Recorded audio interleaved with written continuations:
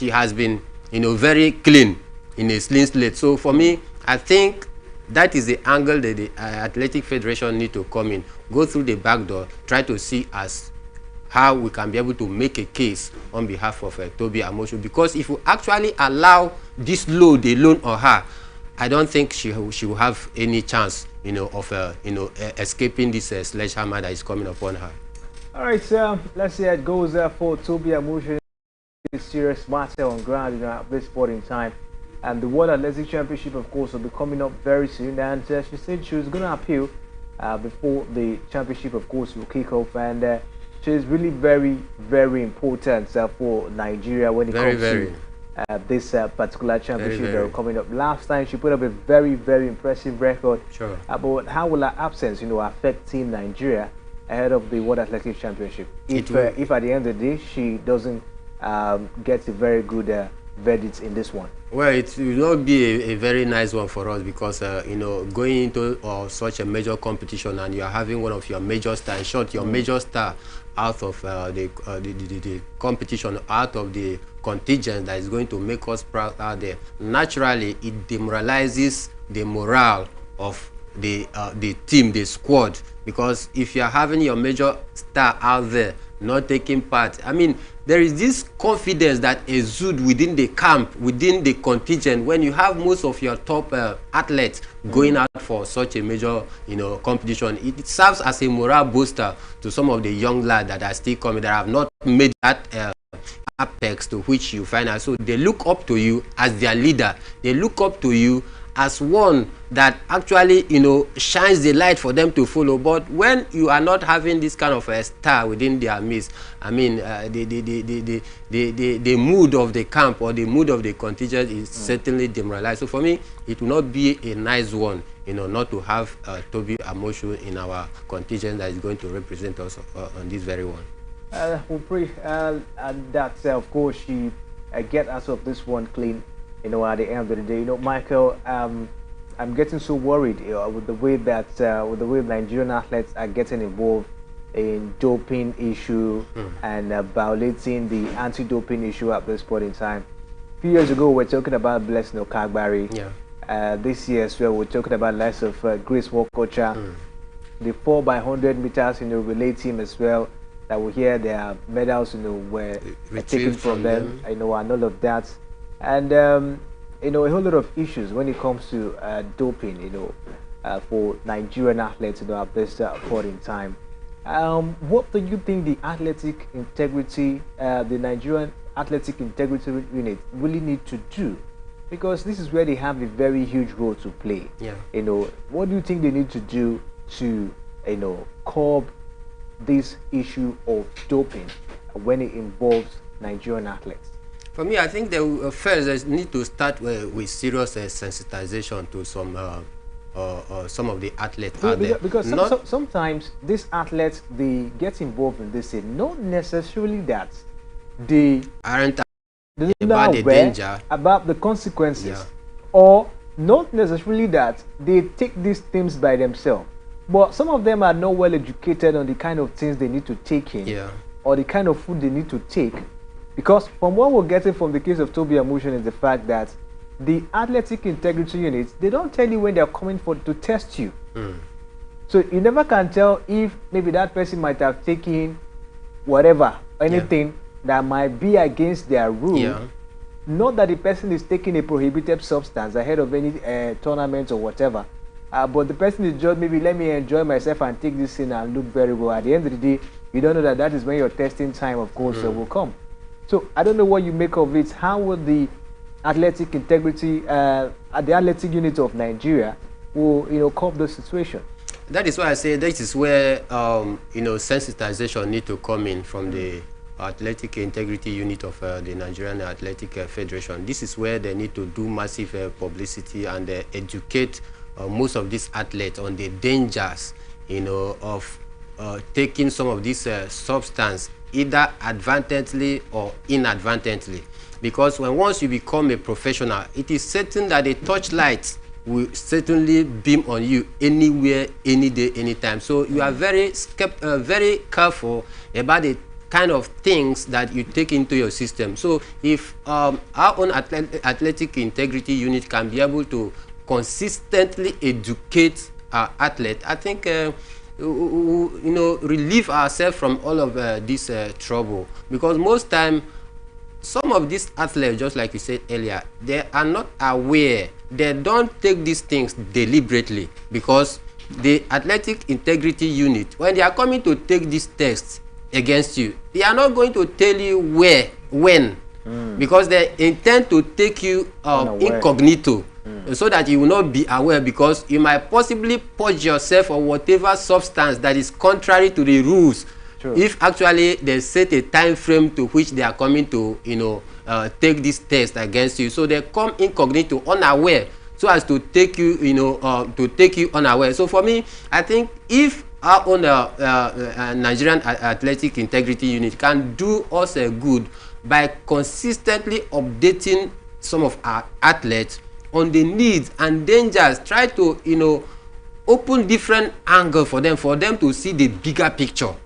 I think by so doing, they will sit up. Some of our athletes will sit up, and they will push themselves away from all of these untold troubles that we are actually finding ourselves. And as it stands right now, we have few of them that have actually been caught in the web of this doping issue, this scandal here and there. And it is a big problem that any slightest thing against any athlete from Nigeria and Africa as a whole, you are under the radar of the Athletic Federation, because consistently we have had this case from African athletes either breaching one or two of the rules. So for me, I think it does not only boil down to Nigerian Athletic Federation, but Africa as a whole should do a very painstaking effort behind a closed door, so as to make sure they keep their athletes on track on the latest updates of what is happening at the Athletic Federation unit of the world. Of course, let's see how this one will go. Let's keep our fingers crossed on it. We hope, just like Michael said, that the Athletic Federation of Nigeria, of course, will try as much as it can to educate, the athletes, to make sure they know how to avoid all of these issues. Even athletes down here in Africa as well, they should look forward to see how they can educate different athletic federation in Africa. To look forward to see how they can educate their athletes, because not only Nigeria alone, most of the time we hear doping issues in Kenya, Uganda, and the rest of them. So I think it's then time for Africa, the athletic federations, should try as much as you can to educate the athletes to avoid all of these issues, because when it gets to the World Athletics Federation, and you're talking about the athletic integrity unit, it is not always easy to avoid the hammer. We've seen it happen we've seen it happen on so many athletes in the United States of America, and the rest of the world. So I don't think that of Toby will be exempted if she doesn't present a very, very good cogent reason at this one. But let's see how it goes. We'll keep our fingers crossed. It's just going to appeal. Let's see what comes up in the coming days. But still talking about athletics, we're here in a shocking revelation, sending shockwaves through the athletic community. Nigerian long jumper Mercy Abiri may face up to 20 years in prison after pleading guilty to conspiracy to commit money laundering in the United States. According to report, the 28-year-old athlete, alongside her co-conspirators, former men's 100-meter national champion Raymond Ekwevo and Adnekeme Etim, utilized various fraudulent schemes between 2018 and 2022 to defraud unsuspecting victims. From the court document presented during the trial, the trio masterminded online romance scams, online charity scams, and other deceptive taxes which generated substantial sum of money. The ill-gotten gains were then transferred between the conspirators, with a considerable portion for the funding of the funds being sent overseas. Notably, Abiri herself transferred over $100,000 to her co-conspirators through her U.S. bank account from November 2018 to April 2019. Now, this substantial involvement in the financial dealings led to her being implicated in the money laundering operation. Now, following her plea, Mercy Abire is scheduled to be sentenced on August 30th this year, and she now faces a maximum sentence of 20 years imprisonment. The final decision rests with a federal district judge who will consider the U.S. sentencing guidelines and other statutory factors in determining her fate at this point in time. A very sad one, Michael. This also involving Nigerian athletes. Very sad one indeed, you must say. And again, she's putting our name in the world map for the wrong reason You know, not only her, the likes of Raymond Ekwebu and Nikki Metim. Yeah, but three. So it's a conspiracy.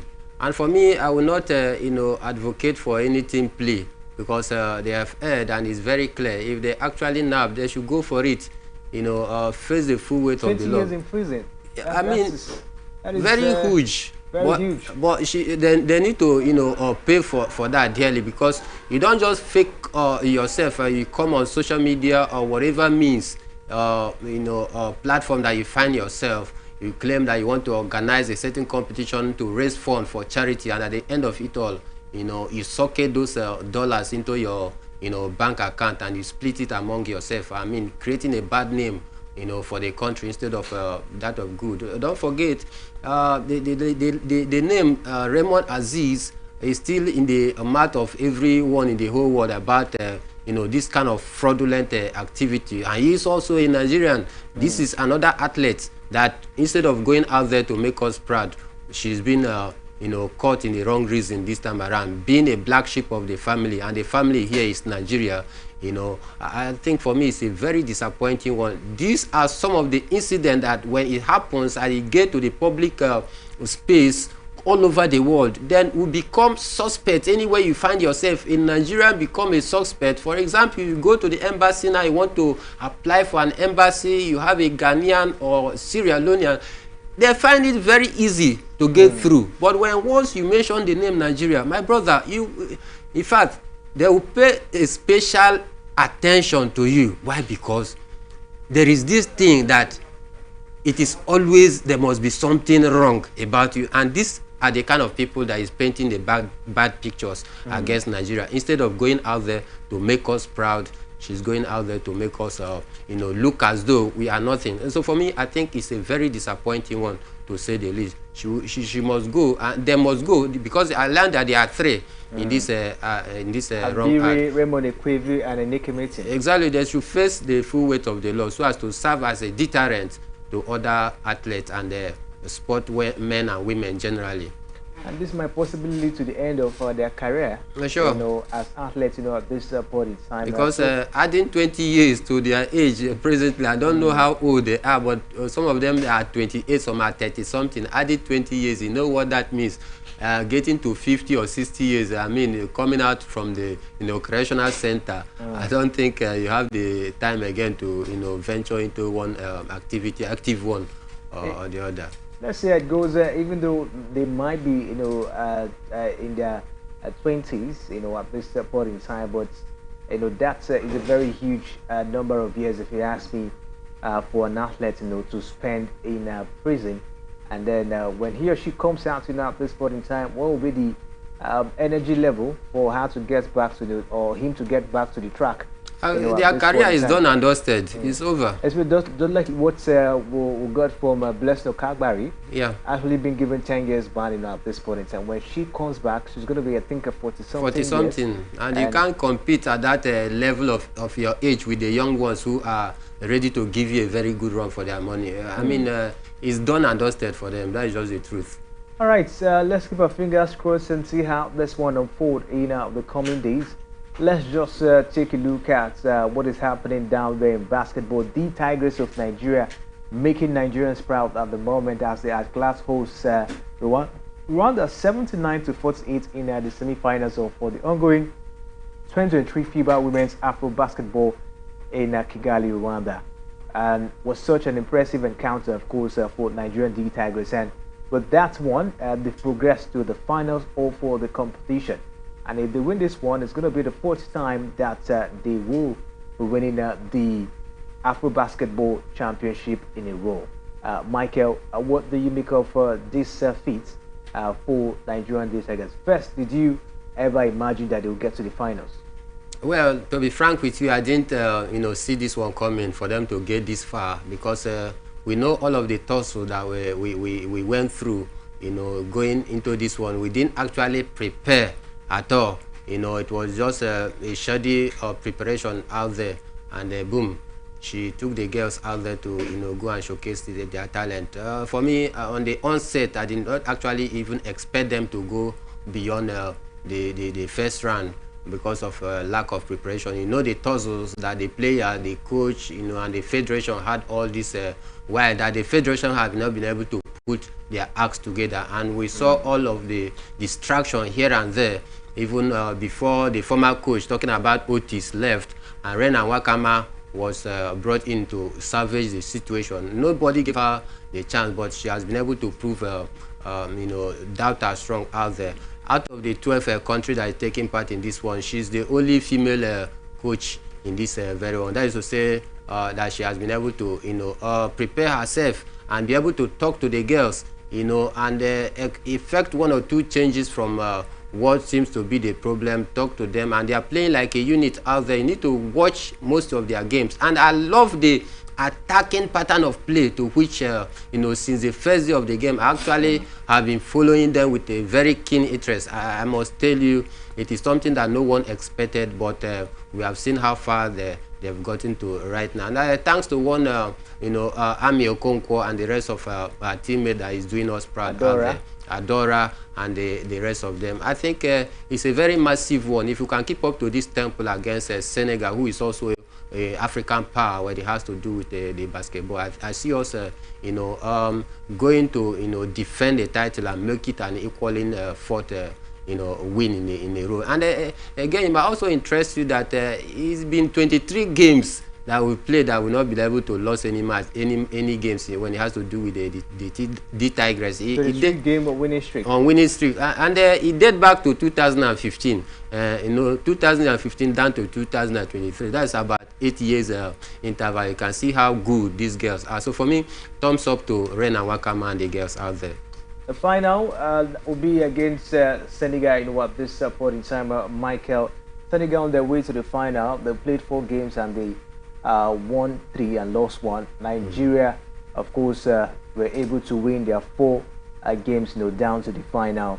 Does it, give Nigeria much, chance in that game against Senegal? Well, I wouldn't say it gives Nigeria much, chance or favor. They are highly favored against the Senegalese, because we know the Senegalese are a very strong side as well. Though they've lost one of their games, that shouldn't be a yardstick for our girls to be complacent out there when you get to the final, because in the final of any competition, whether be it basketball or Senegal any other. Senegal are not novice in the final as well. Yeah, exactly. They have played the finals, many times out there. So they are not novice when it has to do with the final. They have the experience. They have the players as well. So for me, I think it's not going to be an easy one. It's not going to be an easy ride for the Tigers. But I bet you, if they continue with this kind of display and this kind of performance that they've put in, I see them, going all the way to beat Senegal in the final. All right, Sam, let's see how it goes. We hope Nigerian Tigers will continue to make Nigerians proud. It's been a very, very impressive performance so far. The coach of the side, Rena Wakama, Michael, her first outing with the side, she's been able to win 4 matches at this point, taking the team to the final. And if she wins this one, it means she's going to put her name in the history book as well. When it comes to basketball down here in Nigeria and in Africa, because if you take a look at it, she's the only female coach in the championship, at the moment. History awaits Rena Wakama at this point in time. But what do you make of the way she's been able to carry the team down to the final? I think I want to give her kudos, honestly speaking, because of the way she has been able to carry the team, just like you said. We've not seen any fracas within the team. That is to say, they have this. She have this chemistry with the girl that is going quite well, and the girls, they are ready to play for her, and play for the country as well. You had the coach Rena Wakama yesterday on that interview when she was being interviewed. She said that the girls are cool and they find it very nice, representing their country, making themselves proud, making their family proud out there. So for me, I think I must give credence and kudos to Rena Wakama for the job that she has done so far from the little period that she has been into in the aims of affairs. So I also implore. She's just barely a month, barely a month, playing 4 games, professional games for that matter, in such a highly anticipated competition, and she has not faltered, getting this far. Winning all the 4 games is no mean feat. So for me, I think we need to give her, the federation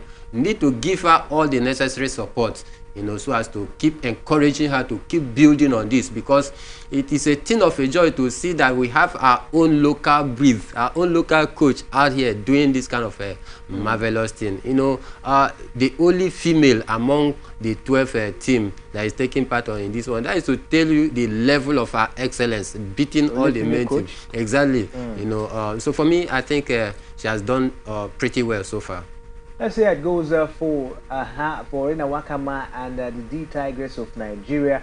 A whole lot of persons are worried. Will actually pray that they pay them their entitlements, at the end of the day, not after laboring this much. At the end of the day, they come back and start complaining of bonuses, and all of that. So let's hope that the NBF, of course, will treat the coach Rena Wakama very well, and the girls as well. Talking about the Tigers of Nigeria. We'll take a short break now, and when we come back, of course, we'll dive straight into the beautiful world of football. Please stay with us.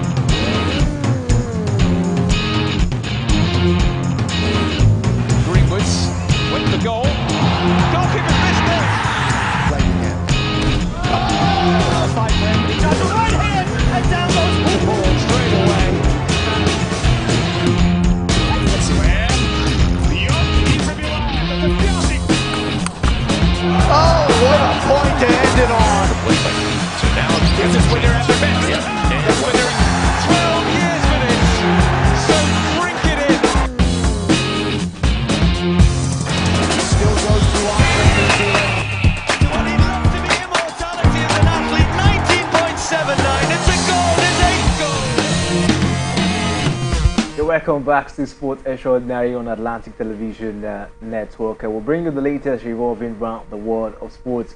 Let's talk about the Nigerian Premier League, as the management for the Nigerian Premier League has disclosed that the 2023 and 2024 season will kick off on the 26th of August.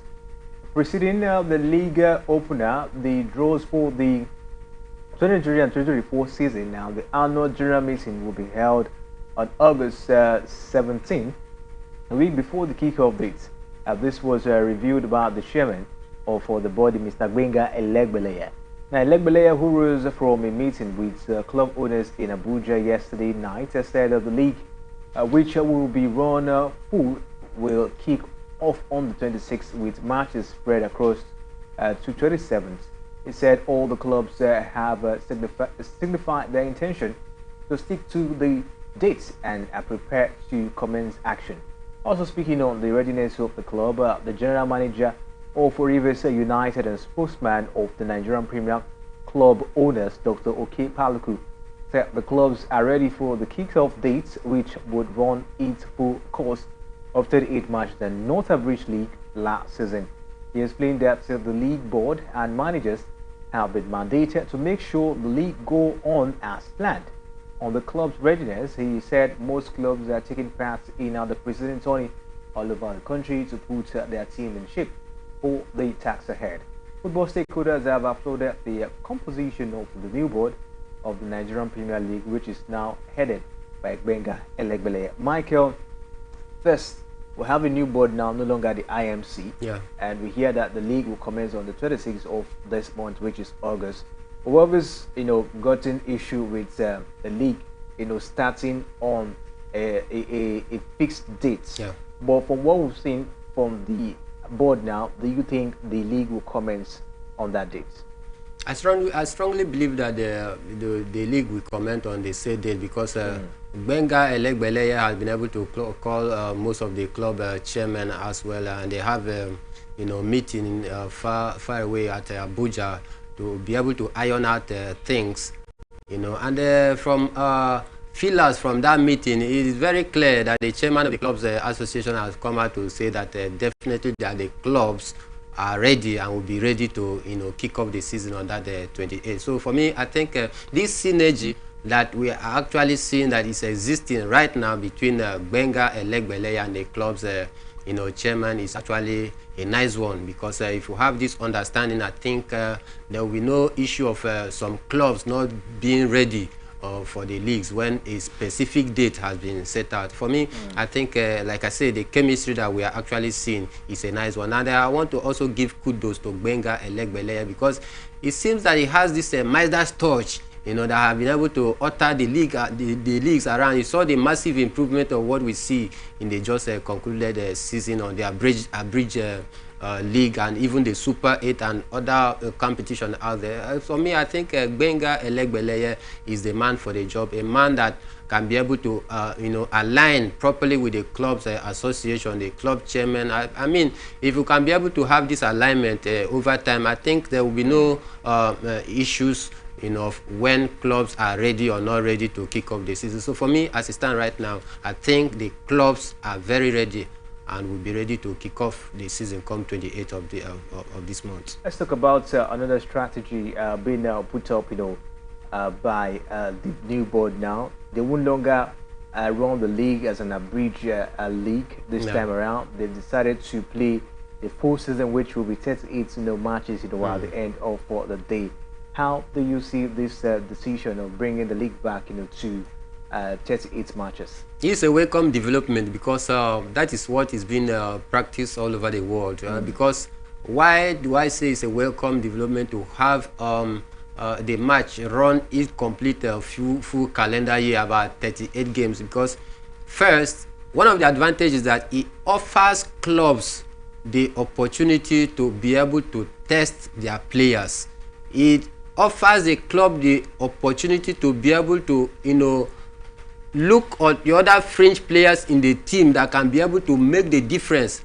Because when you have this abridged league, most time gaffers or managers is always afraid to take risk on some players that are not playing regularly. Why? Because if you win your first game, you want to stick to the crops of players that won that first game, knowing quite well that there is no time for you to do those experiments. Therefore, the squad depth in your bench will be overlooked. Why? Because you are very cautious. You don't want to make alteration on the team's list that you've started with. But for me, if we run the full match, it will offer clubs, coaches the opportunity to make use of the squad depth that they have. You can bring in fringe players. You can, exchange players. One player or the other. You don't use the same player in different matches, and by so doing, you make the players worn out easily.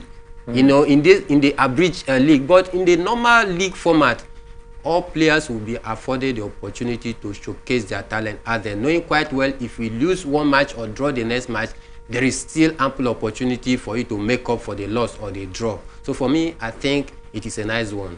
A nice one, but let's take a look at the financial aspect of it. That we have some privately run club, in the Nigerian Premier League, likes of Sporting Lagos that have actually gotten promotion to the league now. Remo Stars privately run, at this moment, because these are privately owned team. Sure. And when you talk about fund, they don't really have that much fund. You talk about the clubs like Rivers United, Eyimba, Abia Warriors, Kano Pillars, Rangers, and the rest of them. They are being funded by the government. Yeah. So when it comes to transporting the team, to a particular match venue, for instance, Rangers from Enugu going down to Kano to play against Kano Pillars, that will actually cost them a whole lot of money in terms of transport, and all of that. Yeah. If they are not taking flights, they are going by road, whichever way, it will cost them money. But the likes of Sporting Lagos just coming up, privately run, Remo Stars, do you think they have that much, financial power to execute all of this in terms of transporting themselves, to match venues? Yeah, they have the money. It's all boils down to creativity and innovation. Don't forget, this is a league that, at the end of the day, you do not really get much.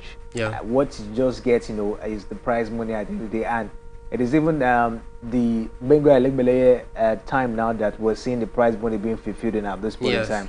But what we're getting, we hear it might be 150 million. Last season was 100 million. 100 million. But that is what you fight for at the end of the day. But you take a look at the expenses and the logistics and everything in executing the season for a team like Sporting Lagos and Remo Stars.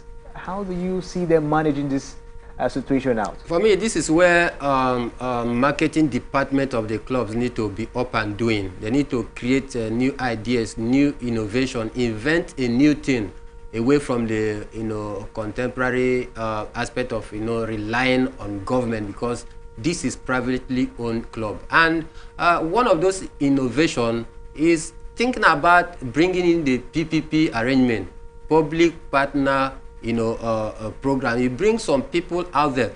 Now think of it, if you actually select 50 or 100 people and make them a stakeholder, a part shareholder of the club, just for them to answer the name that they own a part in the club, and you tax them 50,000 or 100,000 per individual, times how many millions of individuals that will be ready to be part and parcel of the club, in quote. For example, Remo Stars.